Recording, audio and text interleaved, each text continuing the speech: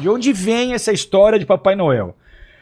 Que a gente está vendo agora muito Papai Noel e pouco Jesus na representação do Natal. Não de agora, já de muito tempo você tem Jesus, cada vez as igrejas falam de Jesus no Natal, mas o comércio, a mídia, ninguém fala de Jesus no Natal.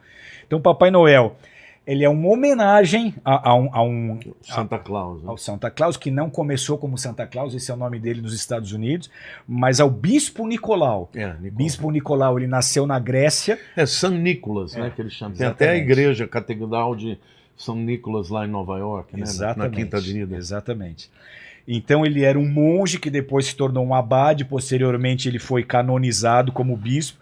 Ele nasceu na Grécia em 280 depois de Jesus, só que ele vive na Turquia. Quando os pais dele morrem, que eram ricos, ele distribui toda a fortuna dele entre os pobres. Ele foi um cara muito generoso. Aí com 19 anos apenas ele é ordenado bispo, sacerdote. E aí conta-se que ele era esse homem de bom coração, que no Natal, nessa época de Natal, ele deixava saquinhos com moedinhas nas janelas das casas. Aí há uma lenda, uma história de que tinha 3 filhas que não tinham dinheiro para pagar o dote, então não iam conseguir se casar.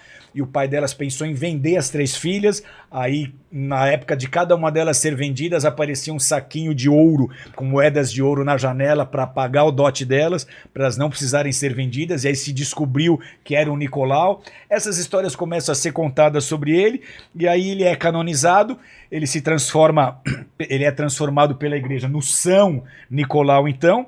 E essa fama de generoso dele, ela transcende as fronteiras, as regiões ali, e todo mundo começa a atribuir a ele toda espécie de milagre, toda espécie de lenda. Só em meados do século XIII que essa comemoração do dia de São Nicolau passou a ser da primavera para o dia 6 de dezembro, já não era ainda no dia 25 de dezembro. E aí a sua figura ficou relacionada com as crianças. Por quê? Porque ele deixava presentes vestido de bispo. Então eu trouxe algumas fotos também da evolução das vestimentas dele. Ele começa vestido de bispo, aí depois ele vai se vestindo com uma roupa marrom, e só no final da era, só nessas últimas décadas, que ele começa a aparecer de vermelho. Originalmente, por muitos anos, o Papai Noel era representado pela figura de um duende. Ele era representado por um homem vestido de verde e depois de marrom. Não sei se está dando para passar as imagens. Vamos aí, lá. tá dando? Mostra essas do Papai Noel para mim. Primeiro ele vem como bispo. Aí no decorrer dos séculos ele vai mudando as vestimentas. Vai ficando mais parecido com um duende, marronzinho. Daí a história dos anõezinhos, né? Exatamente daí. E a Coca-Cola, acho que... Seriam os duendes. Coca-Cola... Vamos falar disso já. Aí essa próxima fotografia, essas próximas ilustrações, elas fazem referência a uma revista americana, Harper's Week, de 1886, que aí sim ele começa a ser representado com essas cores de inverno, essas roupas de inverno na cor verde, que era típica dos lenhadores. A próxima imagem, por favor, passa pra gente. E aí os nomes oficiais e populares de São Nicolau, eles variam de acordo com as regiões e de acordo com as culturas. Então na Rússia ele é o vovô Geada. Nos Estados Unidos ele virou Santa Claus. Tem o Noël, né, no francês. Na França é o Papai Noel. Que Noel é o quê? Flá Martins, dá essa aula pra gente. O que é Noel? Noël? Noel. Noël é o Natal. É o Natal. Natal em francês é Noel. Ah. E aí Papai Natal na Inglaterra.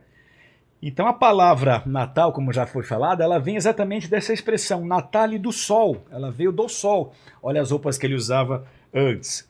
Agora os verdadeiros impulsionadores do Santa Claus, que foi como ele ficou conhecido nos Estados Unidos, foram os holandeses, que no século XVII eles levaram para a América a tradição de presentear as crianças usando a lenda do São Nicolau, a quem eles chamavam de Sinterklaas. E aí do Sinterklaas, e que nasceu Santa Claus. E o nome que o Papai Noel recebeu nos Estados Unidos, ele foi mudado por escritores em Nova York. Eles começam a escrever sobre essas lendas e em vez de falar Sinterklaas, ele começa a falar o Santa Claus.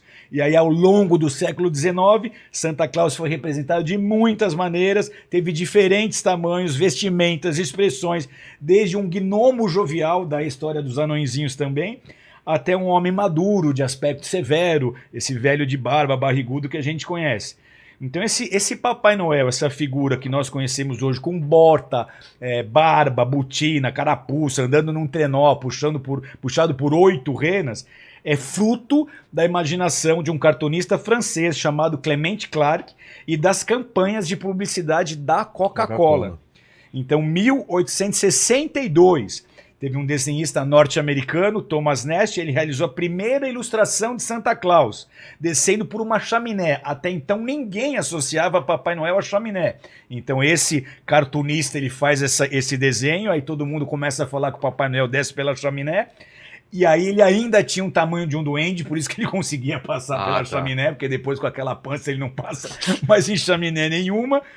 E aí, pouco a pouco, ele vai ficando mais alto, mais barrigudo, ganha barba, ganha bigodes brancos e aparece no Polo Norte, que até então também não tinha nenhuma referência dele no Polo Norte. Essa próxima ilustração é o atual visual do Papai Noel por esse cartunista. Essa ilustração é de 1886. Essa? Essa aqui, ó. Então aí que começa o Papai Noel já desse jeito.